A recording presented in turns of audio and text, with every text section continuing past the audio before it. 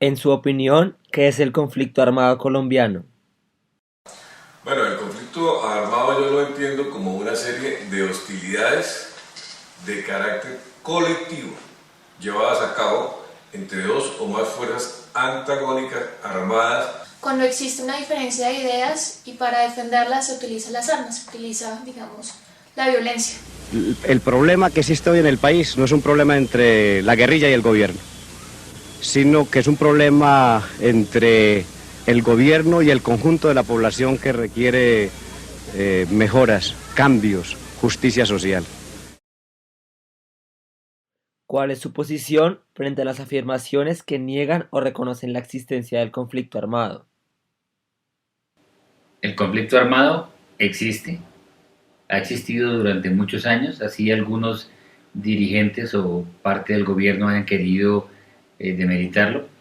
Porque no lo quieren aceptar.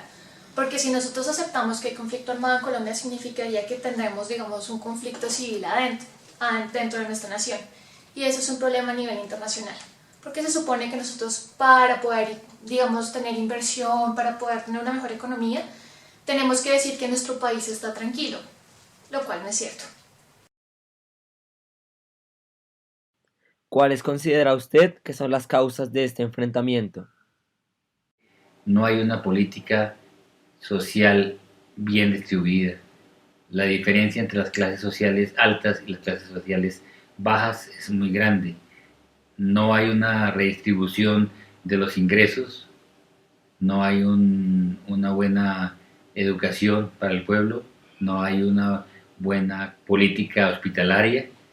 Desde el principio, inicialmente, la guerrilla de las FARC era una situación de conflicto armado, de protección en búsqueda de los campesinos, de protegerse frente a los terratenientes que los desplazaban de sus zonas. El origen de la violencia o el conflicto armado constante de Colombia es la falta de educación, definitivamente. Y Colombia ha sido un país con cultura violenta. Nosotros no sabemos defender nuestros intereses si no es con violencia. ¿Considera usted que hay diferencia entre paramilitares y guerrilleros? Sí. ¿Cuál es? La guerrilla tiene una tendencia aparentemente de izquierda. Las autodefensas tienen una connotación más de carácter de derecha. Surge la una como respuesta a la otra, pero ya la concepción se equilibró y igualmente quedaron en el mismo nivel. Ambos son perversos para el país. Los paramilitares se crearon simplemente fue para defenderse contra la guerrilla. Y los guerrilleros se supone que tienen un ideal político que es que exista la igualdad en Colombia. Ahora, realmente no creo que haya diferencia porque los dos están del bando del narcotráfico y los dos crean violencia.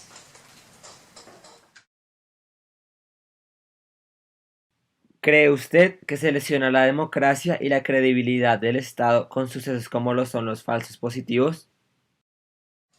Es realmente falta de todo, de credibilidad, falta de ética. ¿Cómo uno va a crear un Estado que para tener resultados o para, digamos, mostrar resultados mata a sus propios colombianos? Eso no está bien. Entonces, claro que sí afecta a la credibilidad. Uno no puede creer en un Estado que te mienta de frente y te muestre cosas que no son ciertas. Claro, claro que sí, porque la base de la democracia son los derechos humanos. Sin derechos humanos no podemos hablar de democracia. Y los falsos positivos es una clara violación de derechos humanos y además nos deja muchos interrogantes sobre lo que deben representar las fuerzas militares de un país, que es el cuidado de un Estado y el cuidado de sus ciudadanos.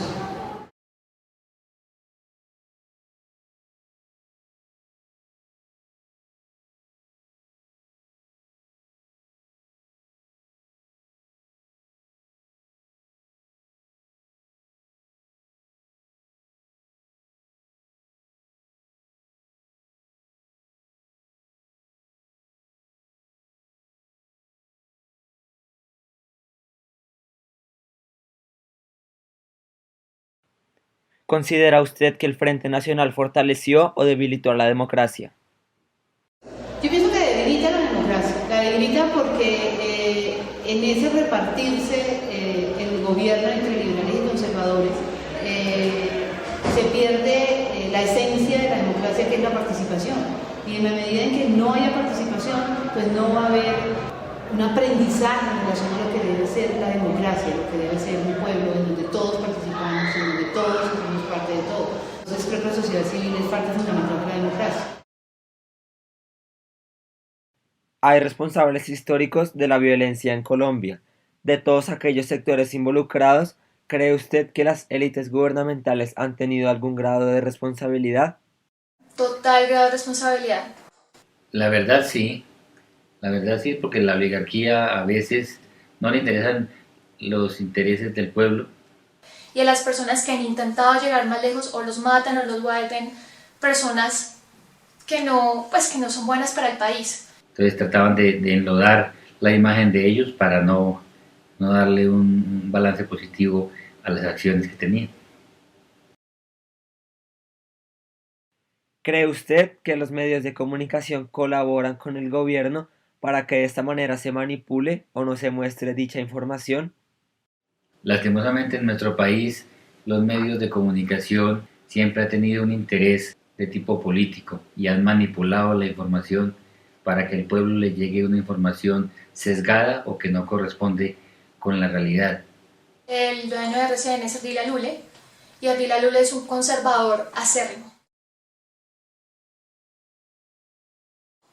Los dueños del canal Caracol era el Grupo Santo Domingo, que son liberales acérrimos.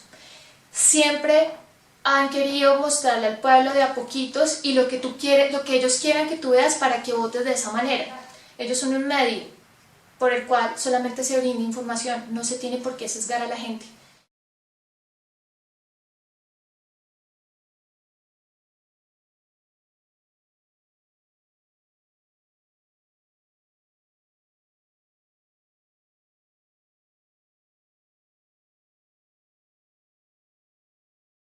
¿Por qué cree usted que después de 50 años no han habido unos diálogos de paz eficaces? Porque realmente no hay un interés de ninguna de las partes porque esos diálogos terminen en algo productivo. A veces son diálogos únicamente para distraer la atención de la gente, para tapar un problema que puede tener el país más grande. Porque la paz no se quiere en Colombia. ¿Por qué? Por el dinero. La producción de armas y el narcotráfico son los dos negocios más, digamos, que dan más plata en el mundo. Si se llegara a acabar con eso, pues se acaba con el aparato, digamos, de la guerra, del ejército, del narcotráfico mismo, y eso es plata que pues que entra al país. Al ejército no le conviene que se acabe la guerra. ¿Qué van a hacer después? Pero también creemos que la iniciativa gubernamental adolece de profundas fallas, de que no se puede ser consecuente con la paz y reclamarla mientras se mantienen los operativos militares a lo largo y ancho de la patria, de que no se puede ser consecuente con la paz y hablar de paz mientras no se combate efectivamente a los grupos paramilitares, de que no se puede hablar de paz ni ser consecuente con la paz cuando no se castiga ejemplarmente a los miembros del Estado comprometidos en la violencia contra la población civil.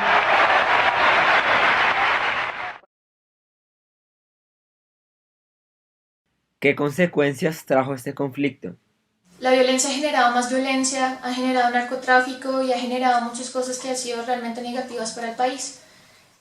Nos ha traído atrasos, nos ha traído problemas viales, nos ha traído una cantidad de daños en la infraestructura del petróleo, de la economía. ¿Qué soluciones plantearía usted para finiquitar el conflicto armado colombiano? Que la única alternativa y la única salida es la salida política, y que la salida política al conflicto armado pasa por el diálogo entre el gobierno y la insurgencia, toda ella en su conjunto, y la interlocución también válida de la sociedad civil para encontrar caminos de reconciliación.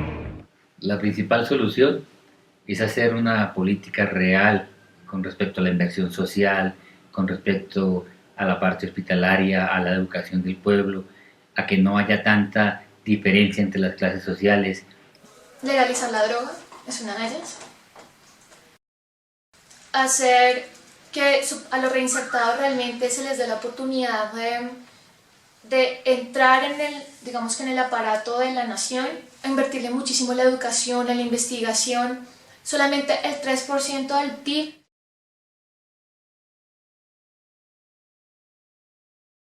invierte en eso, que es bajísimo con relación a otros países que están en desarrollo.